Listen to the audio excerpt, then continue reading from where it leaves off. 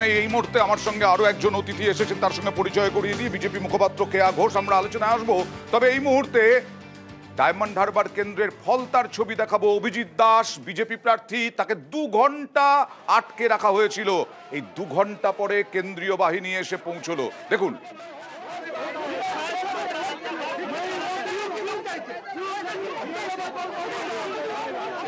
কথা বলবো প্রতিনিধি আবিরের সঙ্গে। আবির, কারা আটকে রেখেছিল, কেন আটকে রেখেছিল এই অভিজিৎ দাসকে? রাজনৈতিক দলের পতাকা ছিল না যারা আটকে রেখেছিল, তবে বিজেপির তরফ থেকে অভিযোগ করে বলা হচ্ছে যে বা যারা আটকে রেখেছিল তারা তৃণমূল কংগ্রেসের কর্মী সমর্থক। তবে যতক্ষণ ধরে আটকে ছিলেন তখন যারা আটকে রেখেছিলেন, যাদেরকে বিক্ষোভ প্রদর্শন করতে দেখতে পাওয়া গিয়েছে, তারা প্রত্যেকে 100 দিনের কাজ এবং আবাসে কেন্দ্র কেন টাকা দিচ্ছে না, বিজেপি নেতারা কেন আছেন না, এই বিষয় নিয়ে তারা বিক্ষোভ দেখাতে শুরু করেন। প্রায় 2.25 ঘন্টা পর আমরা দেখি যে কেন্দ্রীয় বাহিনীর একটি দল, কিউআরটি টিম, তারা সেখানে এসে পৌঁছয়। তারা এসে পথ অবরোধ সেখান থেকে সরায়, যারা এখানে জমায়েত করেছিলেন তাদের। আমার এটা এখানেই প্রশ্ন যে যেদিন 6ষ্ঠ দফা ভোট শেষ হয়েছে সেই দিনই নির্বাচন কমিশন ঘোষণা করেছিল আরো প্রচুর কিউআরটি রাখা হবে। কাল থেকে নাকি রাস্তায় কিউআরটি 2 ঘন্টা লাগলো কিউআরটি আসতে। এই অভিযোগ বিজেপি প্রার্থী তিনিও তুলছেন। তার বক্তব্য হচ্ছে নির্বাচন কমিশন বলেছিল যে যথাযথ জায়গায় কিউআরটি থাকবে, তবে বারবার ধরে যোগাযোগ করা হলো, কিউআরটির তরফ থেকে সাড়া মেলেনি। প্রায় 2 ঘন্টা পরে সেই কিউআরটি আসে। যদিও কেন্দ্রীয় বাহিনীর যে দলটি, অর্থাৎ কিউআরটি যিনি দায়িত্বে রয়েছেন, তিনি এসে বিজেপি প্রার্থীকে অবশ্য জানাচ্ছেন যে তাদেরকে যে সময় খবর দেওয়া হয়েছে সেই সময় খবর পেয়ে তারা এখানে চলে এসেছেন এবং যারা অবরোধ করেছিল তাদের অবরোধকারীদের সেখান থেকে সরিয়ে দেওয়া হয়েছে।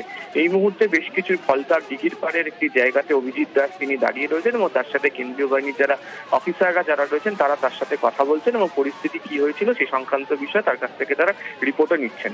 এছাড়া ডায়মন্ড হারবার জেলা পুলিশের যারা বেশ কয়েকজন পুলিশ অফিসার তারাও এসে পৌঁছেছেন আপাতত ঘটনাস্থলে।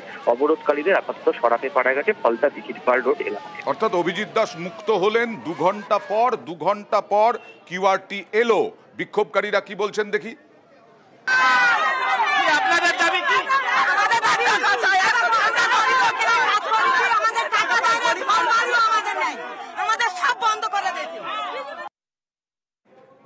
আমি কেয়ার কাছে যাবো। মোস্ট ইম্পর্টেন্ট একটা কেন্দ্র, সেখানে বিজেপি প্রার্থীকে 2 ঘন্টা আটকে থাকতে হলো, কিউআরটি এলো না। কিউআরটি বলছে দেরি করে খবর দেওয়া হয়েছে। মাইক্রোফোন।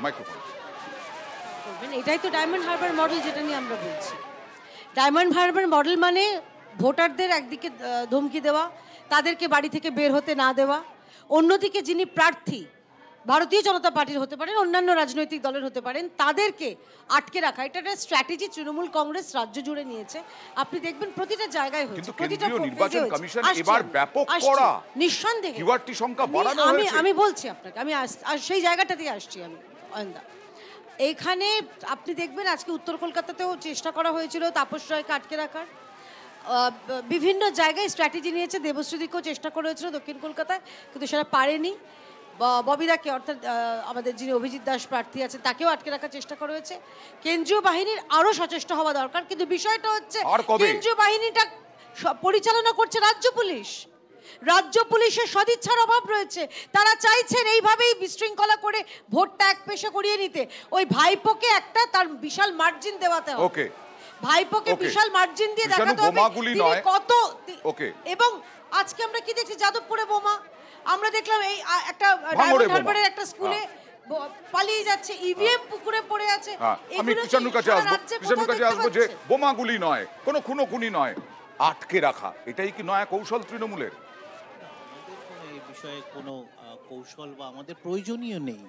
আমার বক্তব্য হচ্ছে যে আমাদের কোনো প্রার্থী যদি বিজেপি বা বিরোধীরা চায় যে আটকে যদি দলের পক্ষ থেকে রাখা যায়, তারাও আটকে রাখতে পারে, কিন্তু বিষয়টা তো তা নয়। বিষয়টা হচ্ছে এলাকায় কার কতটা গ্রহণযোগ্যতা আছে, কতটা সংগঠন আছে, এলাকার মানুষের সাথে 365 দিন রাজনীতি করছে কিনা, তারা তার পাশে আছে কিনা, এ তো সাধারণ গ্রামবাসীরা প্রতিবাদ করছে।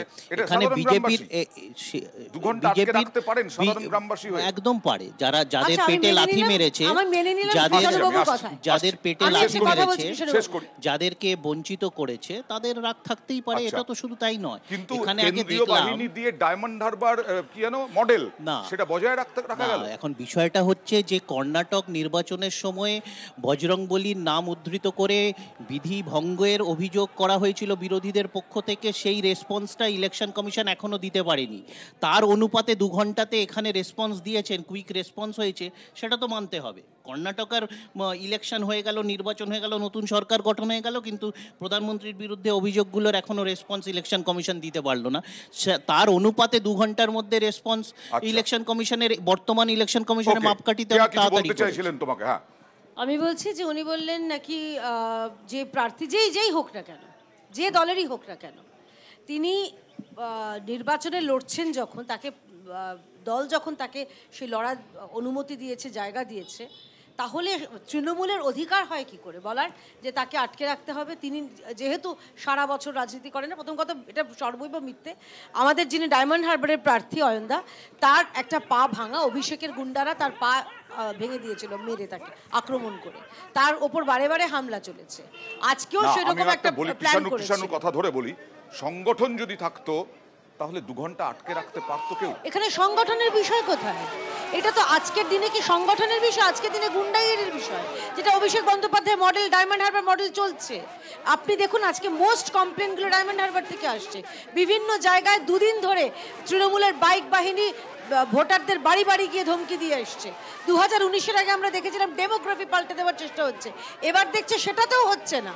এবার দেখছে ভোটাররা তৃণমূলের এই মিথ্যেতে, এই চিড়ে ভেজাতে তারা গলছেন না, তাই তাদের ধমকি দিয়ে তাদের আটকে রাখার বন্দোবস্ত। এখনো পর্যন্ত যা দেখা যাচ্ছে বাদশা, তাতে নির্বাচন কমিশনের কাছে 11টা পর্যন্ত আমরা যা দেখতে পাচ্ছি, মানে প্রচুর রিপোর্ট জমা পড়েছে, মানে অভিযোগ জমা পড়েছে। তার মধ্যে সিপিএম এরই অভিযোগ বেশি, সব থেকে বেশি। কেন?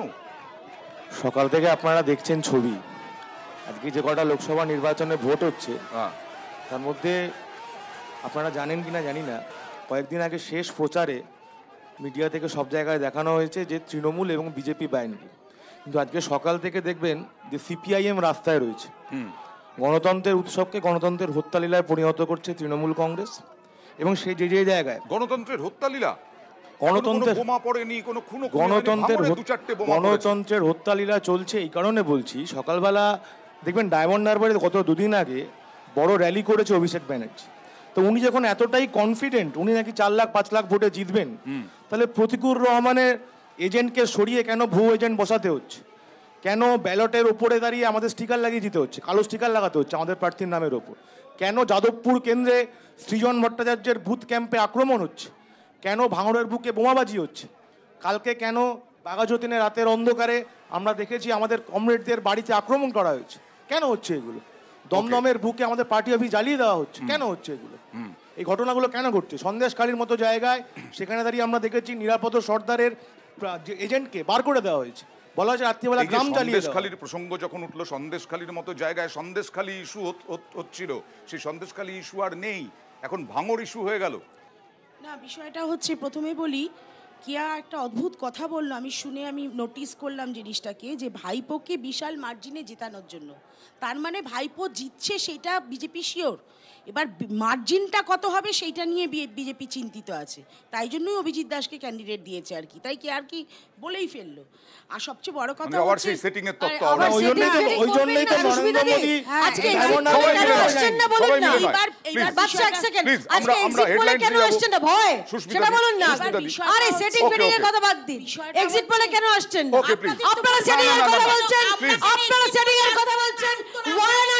রাহুল গান্ধী বামেদের বিরুদ্ধে দাঁড়িয়েছে,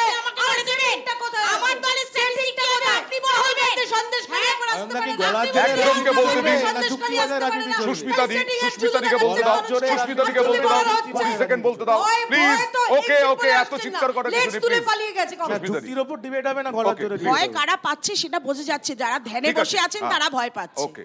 এবার কথাটা হচ্ছে, আজকে অভিজিৎ দাসের সংগঠন নিয়ে যেটা কথা হচ্ছিল, আজকে যদি রেস্কিউ করার ওনাকে লোকই থাকতো ওনার দলের, তাহলে ওনাকে 2 ঘন্টা আটকে রাখতো না। আমি সেটাই বললাম সংগঠনের কথা, যেটা কৃষাণু বলল। সংগঠনের লোকে সেটা আমি আসছি, সবচেয়ে বড় কথা আমি হচ্ছে আসছি। ইলেকশন কমিশন সবচেয়ে করবে, বড় কথা পুলিশ হচ্ছে করবে। কেন্দ্রীয় বাহিনী এত কেন্দ্রীয় মানে 977 একটু পড়াশোনা করে কোম্পানি, আসতে হবে তো দিদি। 977 কোম্পানি কেন্দ্রীয় বাহিনী এসছে, 977 কোম্পানি কেন্দ্রীয় বাহিনী তাহলে কি করছে? এত কুইক রেসপন্স টিম বাড়ানো হয়েছে, তারা কি করছে? আজকে প্রত্যেকটা জায়গায় বিরোধীরা আক্রান্ত। আজকে দমদম থেকে শুরু করে, আজকে ইয়ে থেকে সন্দেশখালী থেকে শুরু করে, আজকে বারাসাত থেকে শুরু করে সমস্ত জায়গায়, সমস্ত জায়গায় আক্রান্ত। তাহলে ডায়মন্ডহারবার এত থেকে শুরু করে উন্নয়নের বার্তা, এবং এত সবচেয়ে- লক্ষ্মীর আমি আর ভান্ডার, একটা- তাহলে একটা কথা বিরোধীদের শুধু উপর বলতে চাই, আক্রমণ করতে আমি হচ্ছে একটা কেন? কথা শুধু বলতে চাই, Please. সে আজকে দেখলাম আমরা ভাঙড়ে একটা দুটো বোমা ছোড়াতে 5 জন আহত হলো। আপনি বললেন যে গণহত্যা কিছু হচ্ছে না, কিন্তু আজকে আমি বলিনি গণহত্যা হচ্ছে না, আমি প্রশ্ন তুললাম। না না, হত্যা লীলা আপনি বলছেন, হত্যা এখনো তো হত্যাই হলো না, বমি পড়লো না। কালকে ভাঙড়ে তাদের অবস্থা খুব ক্রিটিক্যাল কন্ডিশন আচ্ছা, হাসপাতালে, আচ্ছা। তাদের অবস্থা খারাপ। আমার কথা হচ্ছে রক্ত কেন ঝরবে? ওকে কৃষাণু, এত কিছু উন্নয়ন, তাহলে রক্ত কেন ঝরবে? না, সেটা তো আমাদের প্রশ্ন। যেহেতু পরশুদিন রাত্রেবেলায় আমাদের কর্মীরা প্রথমে আহত হয়েছিলেন রাত্রেবেলায় ভাঙড়ে, এবং আইএসএফ এর হাতে, এবং আইএসএফ এর পেছনে শুভেন্দু অধিকারীর সাথে নওশাদ সিদ্দিকীর সখ্যতা, এটা তো আমরা বারংবার দেখেছি, তোমাদের টিভির পর্দায় তো দেখেছি। এখন আমি দেখছিলাম যে সবকটা বিজেপি এবং বিজেপির এখানে এ টিম বি টিম সকলেই এখন এই রাজ্য নিয়ে প্রশ্ন করছে, কিন্তু নির্বাচন কমিশন তারা যখন ইন্দোরে বিরোধী শূন্য ভোট করাচ্ছে, খজুরাহোতে বিরোধী শূন্য ভোট করাচ্ছে, সুরাতে বিরোধী শূন্য ভোট করাচ্ছে, গান্ধীনগর যেখানকার প্রার্থী অমিত শাহ যেখানে প্রার্থী সেখানেও বিরোধী শূন্য ভোট করাচ্ছে। আমরা তো চেয়েছি। আগুনটা জ্বালালো কে?